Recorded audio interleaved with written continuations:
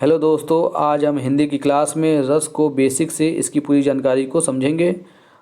रस से आगामी परीक्षाओं में जो भी प्रश्न पूछे जाएंगे उसको हम आसानी से कर सकें। चलिए हम इसको देखते हैं। रस का शाब्दिक अर्थ होता है आपका आनंद। अगर प्रश्न पूछता है कि आपका रस का शाब्दिक अर्थ क्या होता है तो आपका आंसर हो जाएगा आनंद। चलिए अगला पॉइंट हम देखते हैं।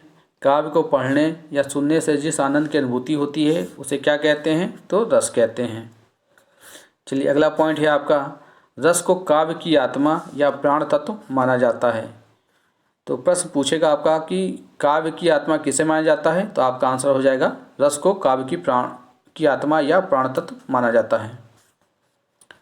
चलिए अगला पॉइंट है आपका, रस की उत्पत्ति श्री धातु से हुई है। तो प्रश्न पूछता है आपका कि रस की उत्पत्ति किससे हुई है, तो आपका आंसर हो जाएगा श्री धातु से रस की उत्पत्ति हुई है।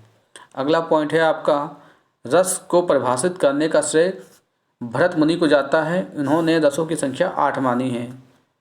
तो प्रश्न इसमें दो बन जाएंगे आपके कि रस को किसने परिभाषित किया है, तो भरत मुनि ने परिभाषित किया है। और भरत मुनि ने रसों को कितने रसों को माना है, तो भरत मुनि ने रसों की 8 रसों को भरत मुनि ने माना है।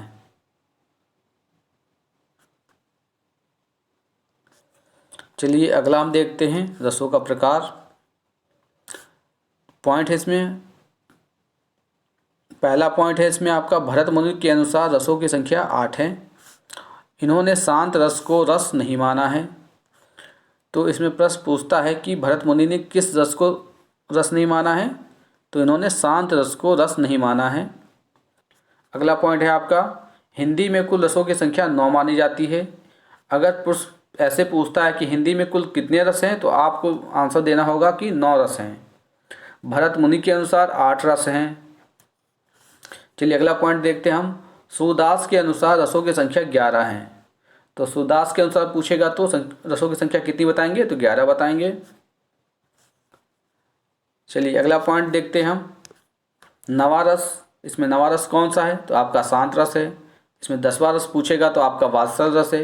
11वां रस पूछेगा तो आपका भक्ति रस है। चलिए आगे देखते हैं हम, रसों के अवयव या अंग। तो पॉइंट इसमें पहला पॉइंट आपका दिया है कि रस के 4 अंग होते हैं। अगर प्रश्न पूछता है रस के कितने अंग होते हैं, तो आपका आंसर हो जाएगा कि रस के 4 अंग होते हैं। कौन कौन से हैं? स्थायी भाव, विभव, अनुभव, संचारी भाव या व्यभिचारी भाव। चलिए इनको एक एक करके देख लेते हैं हम।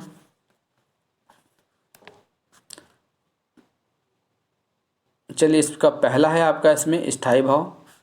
स्थायी भाव का मतलब है प्रधान भाव, मतलब स्थायी भाव का मतलब है किससे? प्रधान भाव से है। चलिए इसको आगे और समझते हैं हम। इसका अगला पॉइंट है इसमें आपका, वे भाव जिसका हमारे मन पर देर तक प्रभाव पड़ता है उसे हम स्थायी भाव कहते हैं। तो अगला पॉइंट है आपका, स्थायी भाव की संख्या कितनी है, तो स्थायी भाव की संख्या आपकी 11 मानी गई है। चलिए हम इसको देख लेते हैं। पहला है आपका श्रृंगार रस। इसका स्थायी भाव है आपका रति या प्रेम। दूसरा है आपका हास रस। इसका स्थायी भाव है आपका हास। तीसरे नंबर पे आपका है करुण रस, जिसका स्थायी भाव है आपका शोक। चौथा है आपका वीर रस, जिसका स्थायी भाव है आपका उत्साह। पांचवा आपका है रौद्र रस, जिसका स्थायी भाव है आपका क्रोध।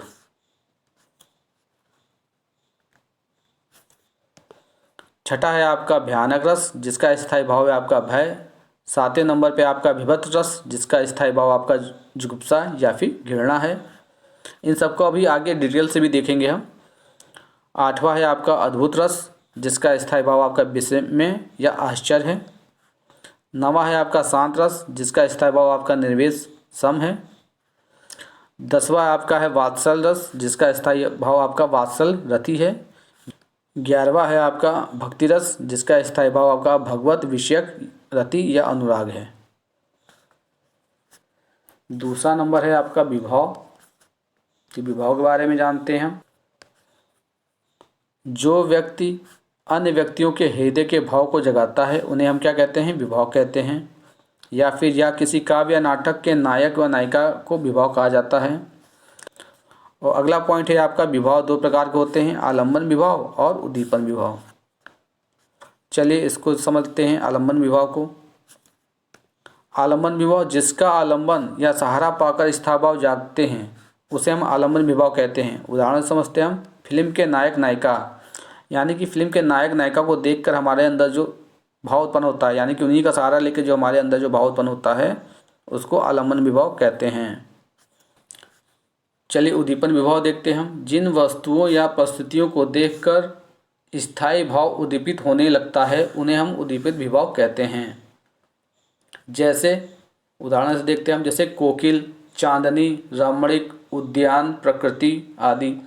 यानी कि जैसे हम कोकिल की आवाज़ सुनकर हमारे अंदर जो भावना उत्पन्न होने लगती है, या चांदनी रात को देखकर अंदर जो भावना उत्पन्न होती है, या रमणीक उद्यान को देखकर, या प्राकृतिक के मनमोहक रूप को देखकर जो हमारे अंदर जो भावना उद्दीपित होती है उसे हम उद्दीपन विभाव कहते हैं। चलिए तीसरे नंबर का आपका है अनुभाव। तो अनुभाव का अर्थ होता है भाव के पीछे उत्पन्न होने वाला। अगला पॉइंट है इसमें आपका अनुभाव के 4 भेद होते हैं। कायिक अनुभाव, वाचिक अनुभाव, आहार्य अनुभाव और सात्विक अनुभाव। प्रश्न अगर पूछता है आपके अनुभाव के कितने भाग होते हैं या कितने भेद होते हैं, तो आपका आंसर हो जाएगा 4 भेद होते हैं। चलिए कायिक अनुभाव के बारे में भी थोड़ा जान लेते हैं। कायिक अनुभव का अर्थ होता है जैसे अंग संचालन द्वारा अपने भावों को व्यक्त करना, वो क्या कहलाता है, वो कायिक अनुभव कहलाता है। वाचिक अनुभव क्या होता है आपका, जब हम बोलकर अपने भावों को अभिव्यक्ति करते हैं तो उसे हम वाचिक अनुभव कहते हैं। आहार अनुभव, आहार अनुभव में क्या होता है कि हमें वेशभूषा के माध्यम से, अपने वेशभूषा के माध्यम से अपने भाव को जो व्यक्त करते हैं वो आहार अनुभव के अंतर्गत आता है। सात्विक अनुभव क्या होता है, वे अनुभव जिन पर हमारा नियंत्रण नहीं होता है, वे समय व परिस्थिति के अनुसार स्वयं प्रकट हो जाते हैं, उन्हें हम सात्विक अनुभव कहते हैं। चलिए चौथा नंबर हम देखते हैं स्थायी भाव में संचारी भाव या व्यभिचारी भाव। मन में संचरण करने वाले भाव को संचारी भाव के नाम से जानते हैं। ठीक, जो मन में जो संचरण करने वाले जो भाव होते हैं उन्हें हम संचारी भाव के नाम से जानते हैं और संचनी है। इसमें अगला पॉइंट है आपका संचारी भाव की कुल संख्या 33 होती है। ये प्रश्न जैसे पूछता है आपका इम्पोर्टेंट है, जैसे संचारी भावों की कुल संख्या पूछेगा तो आपका आंसर आ जाएगा कि 33 होती है। संचारी भाव की संख्या कितनी होती है, तो 33 होती है। चलिए अब रसों का परिचय देखते हैं हम। तो पहला है इसमें आपका श्रृंगार रस। श्रृंगार रस में नायक नायिका के मिलने के प्रसंग में संयोग श्रृंगार तथा उनके विरह में वियोग श्रृंगार होता है। श्रृंगार रस में नायक नायिका के मिलने के प्रसंग में संयोग होता है और वियोग में क्या होता है, वियोग श्रृंगार होता है। मिलने में संयोग श्रृंगार और बिछड़ने में वियोग श्रृंगार होता है। इसका अगला पॉइंट है आपका श्रृंगार रस का स्थायी भाव रति होता है। श्रृंगार रस के मुख्य 2 भेद होते हैं, संयोग श्रृंगार और वियोग श्रृंगार। चलिए उदाहरण समझते हैं। इसका उदाहरण है जैसे मेरे तो गिरधर गोपाल दूसरो ना कोई, जाके सिर मोर मुकुट मेरो पति सोई। श्री कृष्ण जी से इनका क्या है, लगाव है। तो यहाँ पे लगाव आ रहा है तो यहाँ पे संयोग श्रृंगार हो जाएगा आपका। चलिए दूसरा देखते हैं हम हास्य रस। जहाँ किसी दृश्य को देखकर अथवा किसी घटना को सुनकर या किसी विकृति वेशभूषा को देखकर मन में जो हास्य का भाव उत्पन्न होता है वहाँ क्या होता है, वहाँ पर हास्य रस होता है। और हास्य रस का स्थायी भाव आपका क्या होता है, तो हास्य होता है। चलिए इसको उदाहरण से समझते हैं हम। तमरा ले मंच पर बैठे प्रेम प्रताप, साज मिले 15 मिनट घंटा भर आलाप। घंटा भर आलाप, राग में मारा गोता और धीरे धीरे खिसक चुके थे सारे श्रोता। तो इसमें क्या है, तो इसमें क्या है कि इसमें हमें काव्य को पढ़ने पर क्या हो रहा है, हंसी आ रही है। तो यहाँ पे हास्य रस उत्पन्न हो रहा है, तो हास्य रस उत्पन्न हो रहा है तो यहाँ पे क्या लगेगा, तो यहाँ पे हास्य रस उत्पन्न हो रहा है। तो इसको पढ़ने पे हमें क्या हो रहा है, तो इसको पढ़ने पे हमें हास्य की उत्पत्ति हो रही है, यानी कि इसको पढ़ने पे हमें हंसी आ रही है। तो यहाँ पे क्या होगा, यहाँ पे हास्य रस हो जाएगा और हास्य रस का स्थायी भाव आपका हास्य है। चलिए अगला देखते हैं रसम करुण रस। जहाँ किसी दृश्य को देखकर, किसी घटना को सुनकर मन में जो दुख होता है वहाँ करुण रस होता है। करुण रस का स्थायी भाव शोक होता है। चलिए इसको उदाहरण से हम समझते हैं। मन की उत्पत्त वेदना मन ही मन में बताती थी, चुप रहकर अंतर मन में कुछ मौन व्यथा कहती थी। तो यहाँ पर क्या है, वो क्या कर रही है, तो वो अपनी व्यथा बता रही है, यानी कि यहाँ पर क्या हो जाएगा, करुण रस हो जाएगा। चलिए अगला रस देखते हैं हम, वीर रस। जहाँ किसी दृश्य को देखकर अथवा किसी घटना को सुनकर मन में जो उत्साह भाव उत्पन्न होता है उसे हम क्या कहते हैं, वीर रस कहते हैं। चलिए अगला पॉइंट है इसमें, वीर रस का स्थायी भाव आपका होता है उत्साह। चलिए उदाहरण समझते हैं हम। मैं सत्य कहता हूँ सके, सुकुमार मत जानो मुझे, यमराज से भी युद्ध में प्रस्तुत सदा मानो मुझे। तो इसमें क्या है, तो इसमें वीरता का भाव उत्पन्न हो रहा है, यानी कि इसमें क्या हो रहा है, वीरता का भाव उत्पन्न हो रहा है। जैसे यमराज से भी युद्ध में प्रस्तुत सदा मानो, यानी कि यमराज से भी युद्ध करने के लिए तैयार हैं ये। तो यहाँ क्या भाव उत्पन्न हो रहा है, तो यहाँ भी वीरता का भाव उत्पन्न हो रहा है, तो यहाँ पे वीर रस होगा। चलिए अगला रस है आपका रौद्र रस। रौद्र रस देखते हैं। जहाँ किसी दृश्य को देखकर अथवा किसी घटना को सुनकर मन में क्रोध उत्पन्न होता है वहाँ रौद्र रस होता है, और रौद्र रस का स्थायी भाव आपका क्रोध होता है।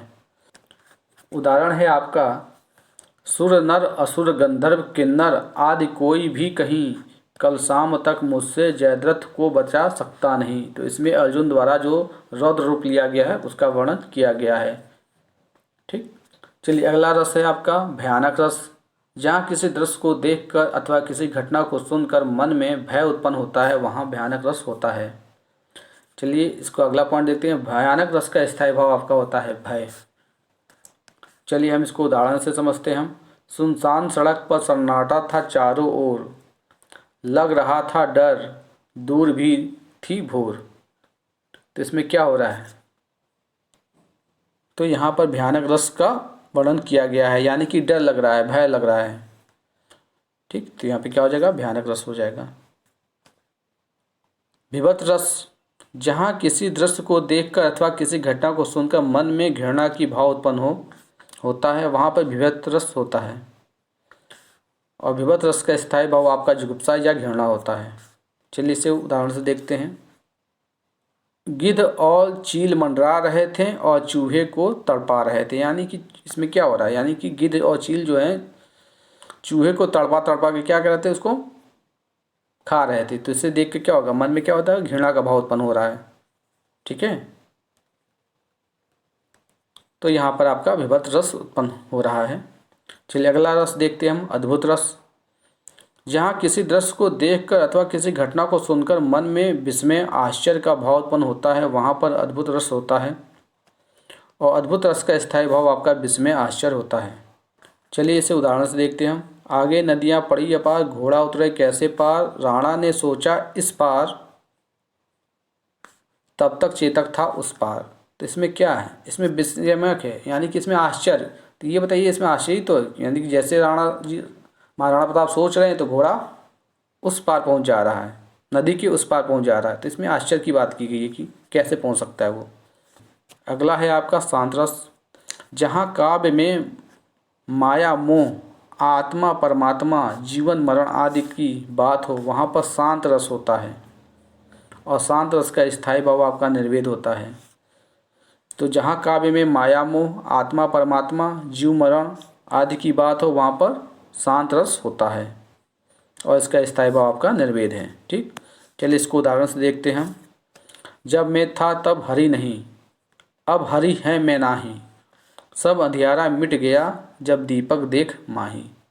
तो उदाहरण से ही आप समझ गए कि इसमें कौन सा रस हो जाएगा आपका, तो इसमें शांत रस हो जाएगा आपका। अगला रस है आपका वात्सल रस।